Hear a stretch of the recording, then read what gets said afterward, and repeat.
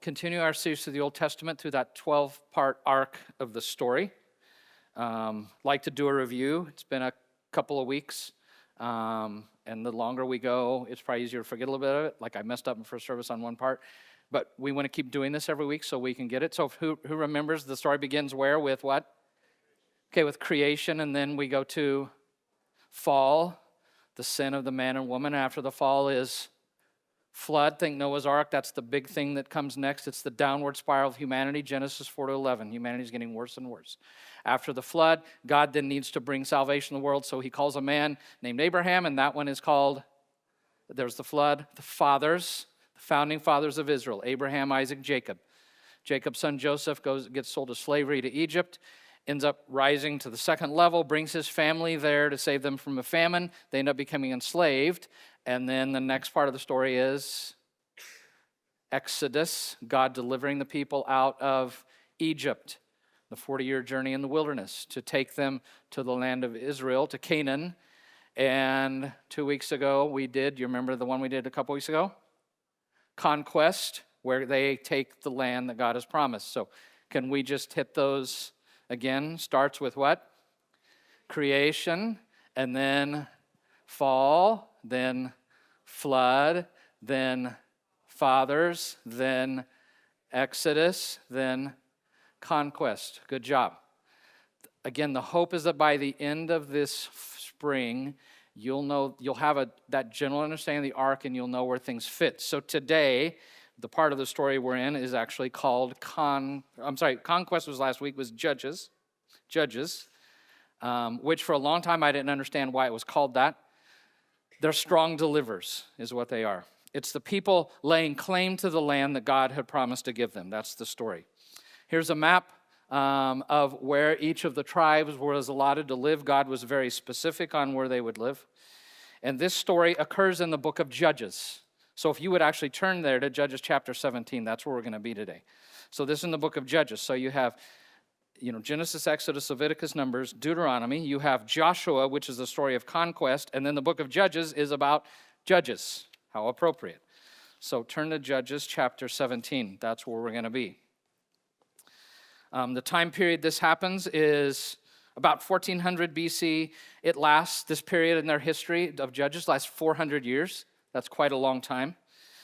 There is another Old Testament book that goes with this period, and it is the book of Ruth. If you know the story, the book of Judges, I'm going to mention in a minute, but the people of Israel they go on their own downward spiral. And one of the great heroes that comes out of this time is actually Ruth, a Moabite non-Jewish woman who has greater faith than anybody in all of Israel. No specific prophecies concerning Messiah in the book of Judges, but the book of Ruth does have some messianic themes in it, especially the idea of a kinsman redeemer. And Ruth appears in the genealogy of Jesus. She's actually the third non-Jewish woman that's in his genealogy. Quick summary of this one. After taking the land, they've done their initial taking of it. Joshua, before dying, tells the people to love God, to obey him, to worship him, that if they do so, if they follow the covenant, things will go great. If they don't, they'll end up being invaded by other nations. God will give them trouble to make them turn back to him. After he dies, they lose their leader. And if I went back to that, they ended up becoming, I won't go there, but that map, it's just a loose confederation of tribes without a leader. And their whole story in the book of Judges is they keep doing evil in the sight of the Lord. That phrase occurs 7 times in the book. They continue to not follow him. And every time they don't follow him, God allows a nation around them to invade. They get in a lot of trouble, a lot of suffering. They end up, here's the cycle. They end up in servitude. They're sorrowful for their sin. They repent. God sends salvation through a regional judge who's a deliverer and who guides them. He delivers the people. And as soon as the judge dies, they're back in that cycle again. And that cycle happens 12 times in the book of Judges. 12 times that happens. And as time went, their decline became worse and worse. Judges is really the story of the downward spiral of Israel.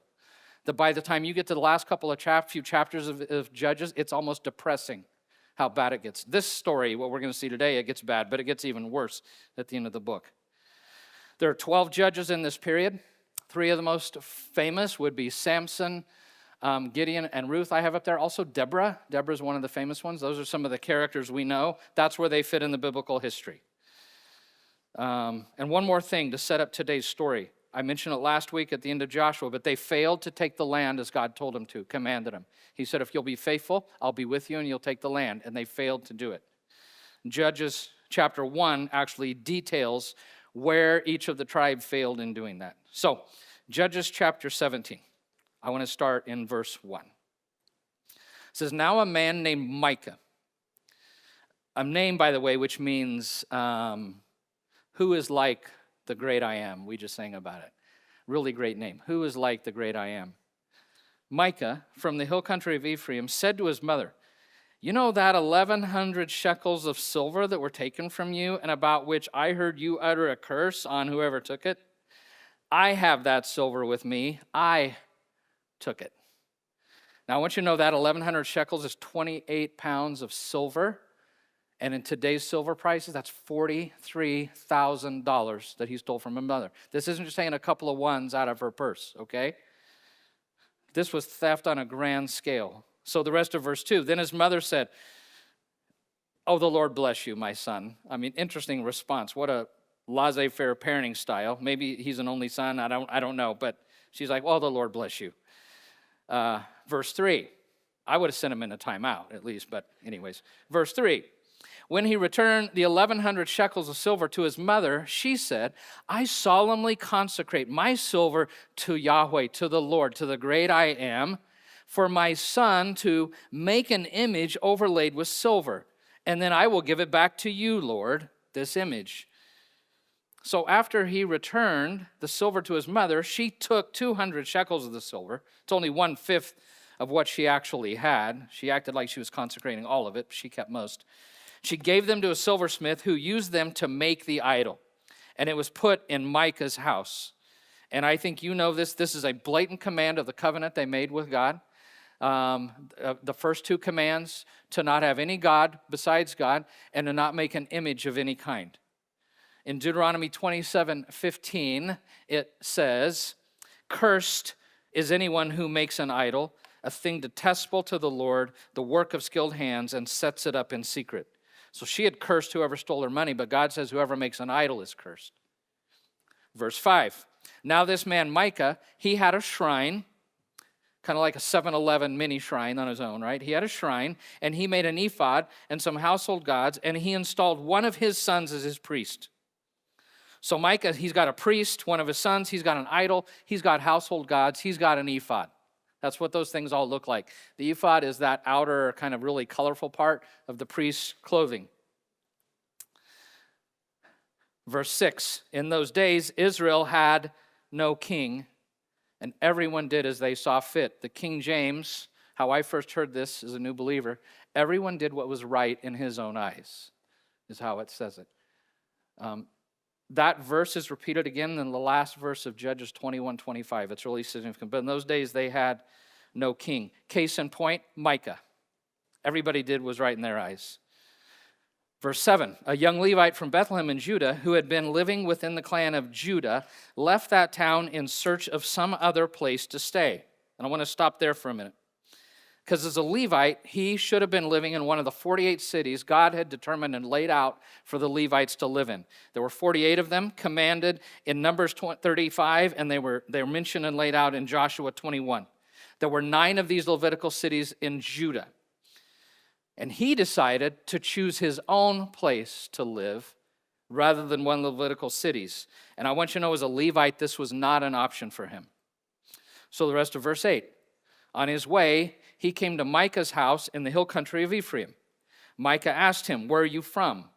Well, I'm a Levite from Bethlehem in Judah, he said, and I'm looking for a place to stay. Then Micah said to him, live with me and be my father and my priest, and I'll give you 10 shekels of silver a year, your clothes and your food. And about that time in their culture, 10 shekels was like the very bottom of the pay scale for skilled workers. Verse 11, so the Levite agreed to live with him, and the young man became like one of his sons to him. Then Micah installed the Levite, and the young man became his priest and lived in his house. So he replaces his son as the priest. Verse 13, And Micah said, now I know that Yahweh, that the Lord will be good to me, since this Levite has become my priest. And I'm like, that's really interesting reasoning, right? This guy with all these idols in his house. Obvious non sequitur. Now, on to chapter 18, because these stories are connected. In verse 1, in those days, Israel had no king. It's the second time in this story that is said. 4 times in the book of Judges, and it's implying a couple of things. They didn't have a king like David, who God would provide at some point, who had a heart for God and who would immediately put a stop to this. But I think it also implies that even God, they were not allowing him to reign as king over them. So back the rest of verse 1. And in those days, the tribe of the Danites was seeking a place of their own where they might settle, because they had not yet come into an inheritance among the tribes of Israel. Now, the territory that God had granted to the people of Dan, it's mentioned in Joshua 19, 40 to 46. This is their territory that they were given. It's in the southwest part of Canaan. It's a coastal city. There's beautiful coastal plains, very fertile. It's right next to the Mediterranean Sea, just west of Jerusalem. Borders Ephraim and Judah. If you've ever been to Israel, this is just southwest of Tel Aviv. In fact, my brother was over there training some people on drones with Israel after the whole thing with Hamas, and he was in the very area where the tribe of Dan was. Now, according to Joshua 1947 and Judges 1:34, the people of Dan failed to take this relatively small area that God commanded them to take. They ended up being confined up in the hill country, weren't even able to get into the coastal plains. They were driven there by the Amorites and the Philistines.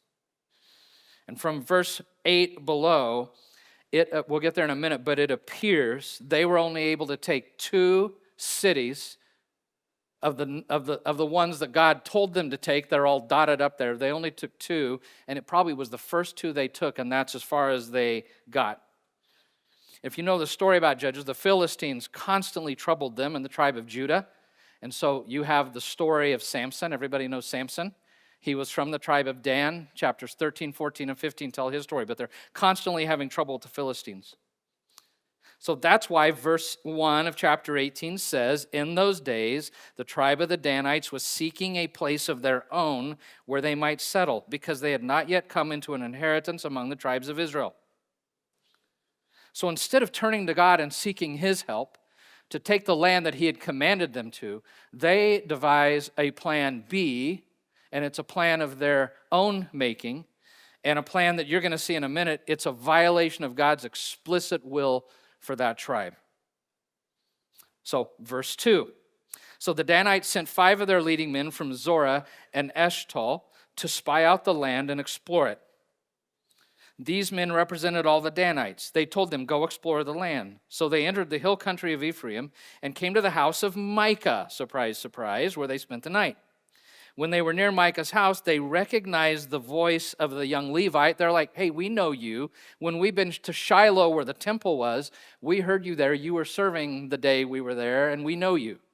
So the rest of verse 3. So they turned in there and they asked him, who brought you here? What are you doing in this place, and why are you here? They're giving him the 3rd degree because they know as a Levite, he doesn't belong there, all right? And what's crazy is if the Levite was playing his rightful role, he would have turned the tables on them, and he would have been asking them as the tribe of Dan. He would have been saying, who brought you here? And what are you doing in this place? And why are you here? But he didn't. So verse 4. He told them what Micah had done for him, and he said, he has hired me and I'm his priest. Then they said to him, please inquire of God to learn whether our journey will be successful. They'd just spent the night in his house, a house full of idols, idol worship going on in that place, right? And they're asking this Levite to tell them if God's blessing is on them, right? Look at verse 6, where we see his glib response to them. The priest answered them, oh, go in peace. Your journey has the Lord Yahweh's. It has his approval. Oh, really? Right? Oh, really? And this reminds me that, not everyone who claims to speak for God is actually speaking for God. Verse 7, so the men left and they came to Laish, where they saw that the people were living in safety, like the Sidonians, at peace and secure. And since their land lacked nothing and they were prosperous, since their land they were prosperous, also they lived away from the Sidonians and had no relationship with anyone else. They're totally isolated. Now this area, Laish, was located in the very far north. As you can see, it's in the very far north of Israel. It's a very northern end of the valley, the Jordan River Valley. That area is very beautiful and fertile, pleasant climate. It's lush with greenery, a lot of vegetation, a lot of crops that grow there. Agriculturally, it was and still is the most productive area in all of Israel. And as you can see today, it's still a very fertile area. It was such a fertile area because there were a lot of springs and streams that fed this area from Mount Hermon, which is just there at the foot of Mount Hermon when they're there. There's one massive spring in particular, if you've ever been there, that is at the foot of Mount Hermon that actually feeds, it's the headwaters, and it feeds the Jordan River. It's pretty amazing to see that, how much water is coming out of that. But I want you to know this about Laish. It was a city in a land that God did not allot to the people of Dan. But not only that, in the list of cities he wanted them to take, this city is not in the list, and it was not a city that he even wanted them to take in the conquest of the land. All right? So verse 8. When they returned to Zorah and Eshtaol, their fellow Danites asked them, "How did you find things?" And they answered, "Come on, let's attack them. We've seen the land, and man, it is very good." So, and then the members of the scouting party, then they say, aren't you going to do something? Don't hesitate to go there. Take it over. When you get there, you'll find an unsuspecting people in a spacious land that God has put into your hands, a land that lacks nothing whatsoever. So they're like, come on, let's go. This place, Laish, it is low-hanging fruit. Low-hanging fruit. It's easy to take. Unlike the land that God gave us that's hard to take, this place is easy to take. It won't take any effort. It won't take any work for us to conquer these people. So verse 11. Then 600 men of the Danites, armed for battle, set out from Zorah and Eshtaol. And I want you to know that's a really small fighting force. In chapter 4 of Judges, Deborah leads an army of 10,000.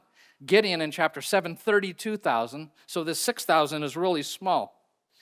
But with such an isolated little place with no protection, they knew it'd be easy to take down, right? So verse 12. On their way, they set up camp near Kiriath Jearim in Judah. This is why the place west of Kiriath Jearim is called Mahana Dan to this day. It's the blue dot up there where they camped. Verse 13, from there they went on to the hill country of Ephraim, and they came to Micah's house. And then the 5 men who had spied out the land of Laish said to their fellow Danites, "Do you know that one of these houses has an ephod, some household gods, and an image overlaid with silver? Now you know what to do." Wink, wink. So verse 15, so they turned in there, went to the house of the young Levite at Micah's place and greeted him.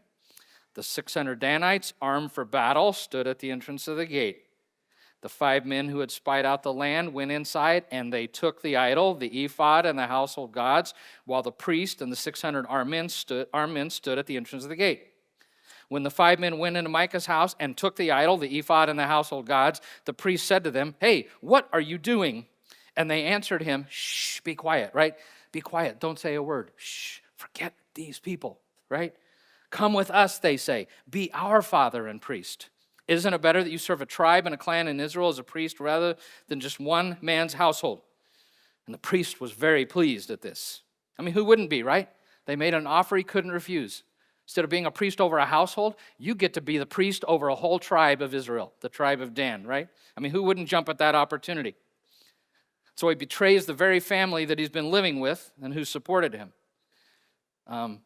Such an interesting lot of people. The rest of verse 20. He took the ephod, the household gods, the idol, and went along with the people. And then, anticipating a response from Micah, verse 21 says, putting their little children, their livestock, their possessions in front of them, they turned away and left. When they had gone some distance from Micah's house, the men who lived near Micah were called together and overtook the Danites. As they shouted after them, the Danites turned and said to Micah, "What's the matter with you that you called out your men to fight?" And he replied, "You took the gods I made and my priests and went away. What else do I have? How can you ask, what's the matter with you?" And you know what? If it wasn't so sad, this would be funny. Because the true and living God, Yahweh, the great I am, he is the deliverer and he's the Savior. He does not need delivering and saving by anybody. But this God needs the saving and deliverance of Micah. I mean, the irony here is thick as fleas, thick as flies. Sorry, just looking at all those small, the yeast, it made me in the mindset of little things, thick as flies. Verse 25, then the Danites answered, don't argue with us, or some of the men may get angry and attack you, and you and your family will lose your lives. So the Danites went their way, and Micah, seeing that they were too strong for him, turned around and went back home. So he slinks off with his tail between his legs. And as one commentator said, he is one of the most pathetic characters in the whole Bible. One of the most pathetic characters in the whole Bible. Verse 27, then they took what Micah had made and his priest and went on to Laish against a people at peace and secure. They attacked them with sword and burned down their city. There was no one to rescue them because they lived a long way from Sidon, had no relationship with anyone else. When you read this story enough, you actually start to feel some sympathy for those people in Laish. And a lot of people think that the author intended it that way because God had never asked them to conquer these people, and they slaughtered them. So the rest of verse 28. The city was in a valley near Beth Rehob. The Danites rebuilt the city and settled there. They named it Dan after their ancestor Dan, who was born to Israel, though the city used to be called Laish. And there the Danites set up for themselves the idol. And I want you to stop there. I want you to look up here. Stop for a minute. Stop. Don't read anymore. Because so far we've not been told the name of the Levite. He's kept it quiet, close to the vest. But now's going to come the big reveal. How many Paul Harvey fans here grew up listening to Paul Harvey? You know, now the rest of the story? Well, he's going to give us the rest of the story. And it's the end of verse 30. And Jonathan, son of Gershom, the son of Moses, and his sons were priests for the tribe of Dan. So the prophet, this rogue priest, rogue Levite, it's Jonathan, the grandson of whom? Of Moses. I mean, it's shocking. The grandson of Moses is leading the people of Israel in the worship of idols. I mean, whoever would have thought it, right? It's one of the saddest verses in all the Bible, especially if you're a parent and a grandparent. It's one of the saddest verses in the Bible. That in just 2 generations, the people of Israel have fallen so far away that a grandson of Moses, one of the members of the most revered household in all of Israel, is leading people in the worship of false gods. It's sad. And then verse 30 again. So there the Danites set up for themselves the idol. Jonathan, son of Gershom, the son of Moses, his sons were priests for the tribe of Dan until the time of the captivity of Israel. And that captivity that's referenced here refers to the Assyrians' army conquering of the northern tribe under the Assyrian Tiglath-Pileser III. It was about 700 years after this event, in 722 BC, something we're going to talk about in a few weeks.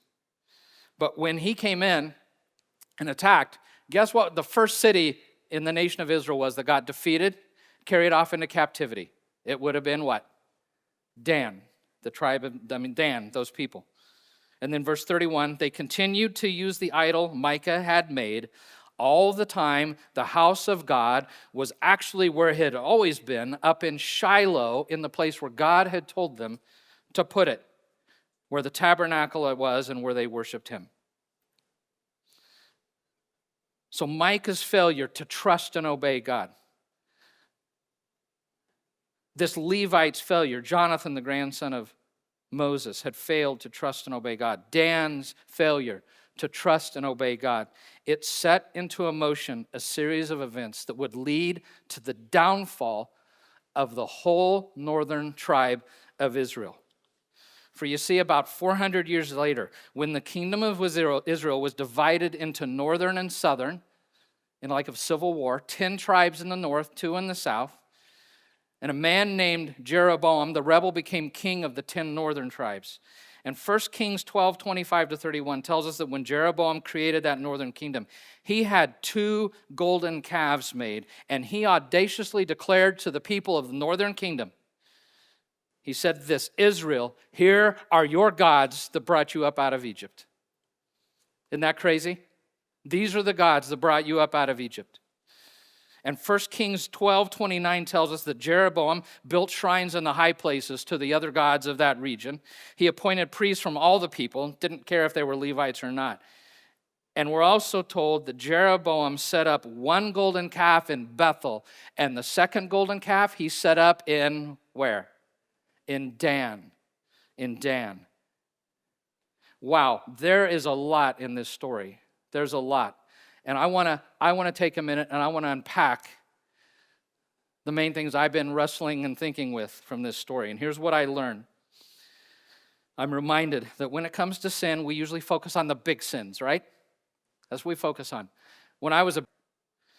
Whatever happens always happens one small step at a time, right? And you know, the spiritual life, it is lived step by step, but that's also how spiritual drift happens, step by step. I mean, think Walter White in Breaking Bad. By the way, how many of you noticed, I mean, you just saw this, but that's not Walter White. It is our famous Russell White, who is here, okay? This is what we did at our conference last week. Me, Lucas, and him, and Brett. In the evenings when we had free time. And I've noticed there's a few more of you that I could have put up here with this picture. Anyways, okay, this is called the domino effect, or it's called the butterfly effect. It's the idea of the butterfly effect, that one little flutter of a butterfly's wing could set off waves that eventually create a hurricane over the Atlantic. That's kind of the idea of the butterfly effect, right? And here's what it is. It's things like the little decisions to neglect or cut out good things. The little decisions, like, man, I'm too busy today, and so I don't have my time with God to start the day. Or I didn't finish all my work this week, so I need to neglect my Sabbath that day.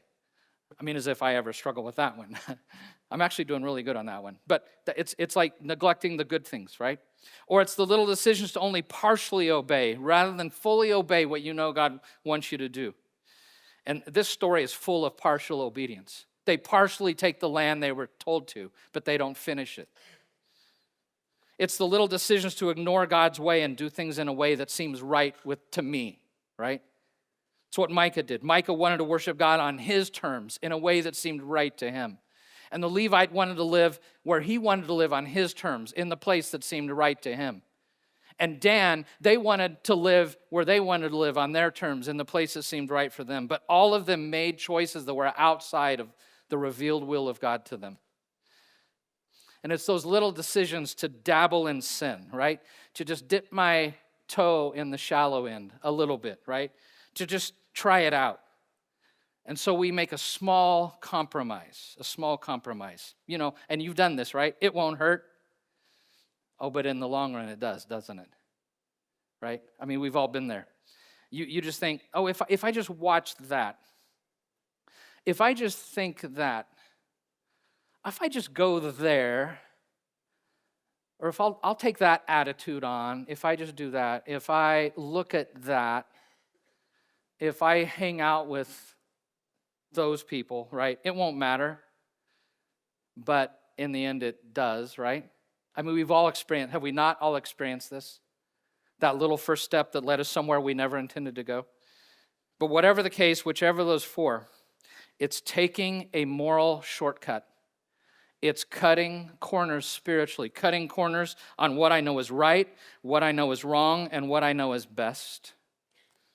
I take the easy path, the path of least resistance, right? The path without risk or cost. The path that won't require of me any kind of cost at all. No discipline, no effort, no hard work. Like that great book on the spiritual life, Berenstain Bears, the Bear Scouts, which all parents should go out and order today, of little ones, where the dad, whose name, by the way, I think is Skylar, always does things his way and refuses to follow the Scout guidebook, all right? So here's an example. He says, look here, Bear Scouts, your book can't show which way is the way to go. But a bear like me, a bear that's clever, takes the shortest way, the long way, never. But Papa, wait, here's a map in the book. It says to go the long way, look. Well, you'll find me at the other end. The smart bear takes the short way, friend. There's crocodiles the short way. Yow, right? To which he says, on second thought, I'll come along just in case something goes wrong. Okay? How many of us are like that dad bear? Making the small choice to take the shortcut. You know, we especially see that last one, that the little decisions to dabble sin in this story. You have Micah, who starts stealing money from his mother. I guess $43,000 is not a little sin, but his is kind of a big one. But it ends up leading him to idolatry. Okay? You've got the Levite priest who looks for a place to live outside of where God told him to live. And a Levite who ends up, after that choice, leading a family and actually a whole tribe into idolatry. And then you have especially the tribe of Dan. It's a story of an entire tribe who lacked the faith to fully trust and obey God, who didn't take the land that he commanded them to take because it was hard. And it ends with them taking a land of their choosing with the priest of their choosing and their own gods of their choosing, and they establish a whole form of idol worship in that part of Israel. And all of that combined, those little choices of those people, leads to the whole northern kingdom being sucked in. And in the end, it leads to them adopting idolatry, them being invaded and destroyed. And it ended with those 10 tribes being lost to history. Lost to history. It started here. 4 small decisions from 4 different individuals or groups leads to the corruption of multiple generations and of a whole nation. Think about it. Take that in. You know, if you're like me, it's easy to justify those small choices, right? And so did they. The mother justifies her encouragement of making an idol with these words, I solemnly consecrate my silver to the Lord for my son to make an image. Micah justifies his idolatry by hiring a rogue Levite who leads him in idolatrous worship. And then he says, oh, now that he's here, I know the Lord will be with me since I have a Levite in my house. In the original Danite scouting party, they justified what they were doing by seeking the blessing of that priest on what they were doing, right? That's how they justify it. And I'm sure the people of Dan, the whole tribe, they justified, well, we're still conquering enemy territory, and it really went easy and went really well, so it's got to be right? But it was not God's plan for them. One more thing before I kind of land this plane. This story is full of idolatry. And I mean, Adam and I were just talking ahead of time. Like you were talking about in Genesis, and household idols that Rebecca carried, right? And you're like, as if we don't carry idols, and he pulled out his iPhone, right? Okay, we all worship things too. But this cutting corners in spiritual life, in whatever of those 4 forms it takes, it's very much tied to idolatry, spiritual idolatry. This spiritual cutting of corners, it usually begins with us, just like the people of Dan, elevating something above God, higher than him in our life. You know, for maybe my visible idol is money, but Tim Keller says under that are deep idols. These would be the deep idols. Things like seeking approval and accolades, success and winning, peace and happiness, security and control, ease and comfort, power and influence. If your idol's money, you use it differently based upon the deep idol you have, okay? I'm curious, which of those deep idols would you say the tribe of Dan was struggling with? What would you say?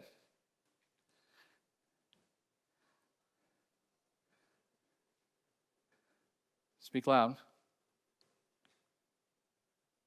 Okay, if we're 5 minutes late, it's your fault, all right? What were some of the idols they were struggling with that led to their decisions? Huh? Yeah, peace and happiness. Right? What else? Ease and comfort, I heard. Power and influence. You know, I think was the really big one. I don't struggle with this one. Security and control. When I feel like my life's out of control, I'll do whatever it takes to try to fix that problem, right? Okay, that's where they were. I mean, and you know which of those you struggle with. But whatever those things are, we seek them first and foremost above God. It's the thing we seek more than him. We elevate above him. And when you elevate anything above God and His word and His will and His ways, I want you to know it starts you down a dangerous path. That's the point of this story. It starts you down a dangerous path. Because you begin to chase that thing no matter what it is. You begin to chase it, and you will do anything to get it. And once you have it, you'll do anything to keep it. This story is my story. You know that? This is my story. So 12th, the tribe of Dan for us is a cautionary tale. And we hear it all the time in life, don't sweat the small stuff, right? And there's some truth in that. But I want you to know when it comes to the spiritual life and when it comes to obedience, do sweat the small stuff. Sweat the small stuff because everything turns on the small stuff. You know this in life in general, but especially in the spiritual life, it's the small things that kill you, right? The small things that get you. It's a small attitude that you just begin to nurture a little bit. It's the small thought that you start allowing to plant and stay in your head, right? It's the small decision that you make. It's the small habit that you slowly start to develop, right? It's the behavior you really started. Benjamin Franklin said, "A small leak will sink a great ship." He also said, "Little strokes fell great oaks." If you start a journey, let's say I'm in LA and I want to go to Hawaii. Let's say I'm in central LA. If I were to start off just half a degree on that journey, when you're in the city, you don't notice that you're off half a degree, but once you get on a plane, and let's assume they don't have modern electrical equipment, if you're still off that half a degree, by the time you would reach what is Hawaii, you're 360 miles off course. Can't tell it at first, but by the end, it's obvious.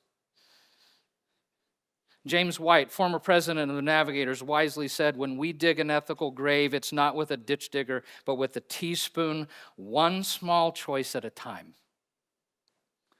And C.S. Lewis wrote so profoundly on this in The Weight of Glory. He wrote, "The prophecy I make is this: to 9 out of 10 of you, the choice which could lead to scoundrelism will come, when it does come, in no very dramatic colors." In the Screw Tape Letters, these are the words he has the enemy saying to a demon who's trying to tempt a young Christian, and he says this: "You will say that these are very small sins, and doubtless, like all young tempters, you are anxious to be able to report spectacular wickedness. But do remember, the only thing that matters is the extent to which you separate the man from the enemy. It does not matter how small the sins are, provided that their cumulative effect is to edge the man away from the light and out into the nothing. Murder is no better than cards if cards can do the trick. Indeed, the safest road to hell is the gradual one, O-N-E, the gentle slope, soft underfoot, without sudden turnings, without milestones, without signposts." And then in Mere Christianity, he writes this: "Good and evil increase at compound interest. That is why the little decisions you and I make every day are of such infinite importance. The smallest good act today is the capture of a strategic point from which a few months later you may be able to go on to victories you never dreamed of. An apparently trivial indulgence in lust or in anger today is the loss of a ridge or a railway line or a beachhead from which the enemy may launch an attack otherwise impossible." Is that not profound? That's the story of this tribe. And that's why in Ephesians 4:27, Paul says this: "Do not give the devil even a foothold." Don't even give him a foothold in your life. Not even a foothold.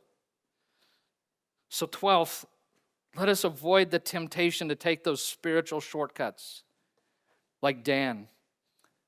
A spiritual shortcut. A shortcut, not a shortcut's what doomed the Donner Party. And when it comes to sin, let's sweat the small stuff. Let's sweat the small stuff. 1 Peter 5:8 says, "Our enemy, be alert, be on the watch, because our enemy, the devil, like a lion, is walking the earth seeking whom he may devour." And so 12, don't even give him a foothold. Not even a foothold. Can we bow our heads for just a minute? I'm just curious, what because we always ask, Spirit, would you speak to me? I'm curious, what is the Spirit speaking to you? I'd like you to take a minute, and I want you to offer that before the Lord. And I even want you to think, like, where are you currently taking a shortcut in the spiritual life? Is it a good thing you keep cutting short? Is it a command you're only partially obeying? Is it you're just ignoring God's ways to do things in the ways that seem right with you? Or maybe it's a sin you're dabbling in. But I just want you to take a minute, and before the Lord, I want you to, whatever the Spirit was saying to you, I want you to talk with him about that. I want you to lay your life down to him and that small thing down, all right?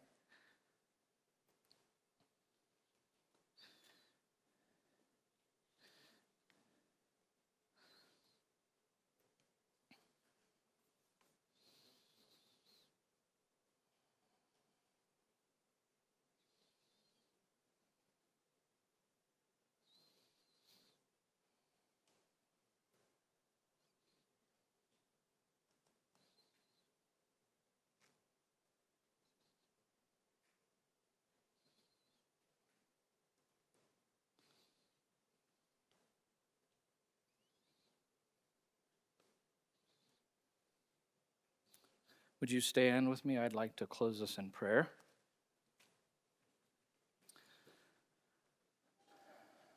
If you're able.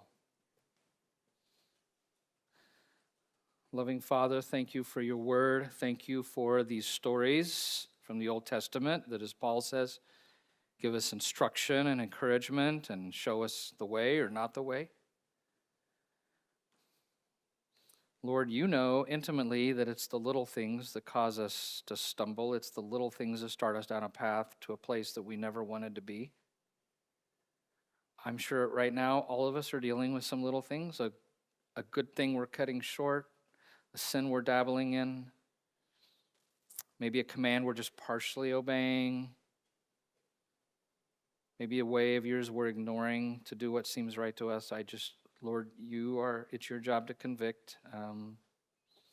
May we take this worship throughout the day. May we continue to reflect on this. Help us, Lord, with the power of your Holy Spirit, who works from the inside out to overcome this. Maybe it's you call us to share with somebody, like this is the small thing I'm doing or I'm not doing that's going to hurt me long road. I just pray that you would call us to that. We want to be a people who are responsive. We want to be people who follow you even in the small details, because that's where the rub of life is. So we pray this in the name of Jesus. God's people said, we have prayer that we offer after every service over here. You may be like, I'm way down the path and I'm so far in I can't get out. And maybe it'd be good to go pray with somebody. I'd be up here if you want to come pray. If you even need to come up here and just talk with the Lord about something, please feel free to do that. So, all right, 12th, on your way out, grab an Easter card. Invite somebody. Invite people who are hungry in our culture for something true. Invite them to Easter. And 12th, you are sent.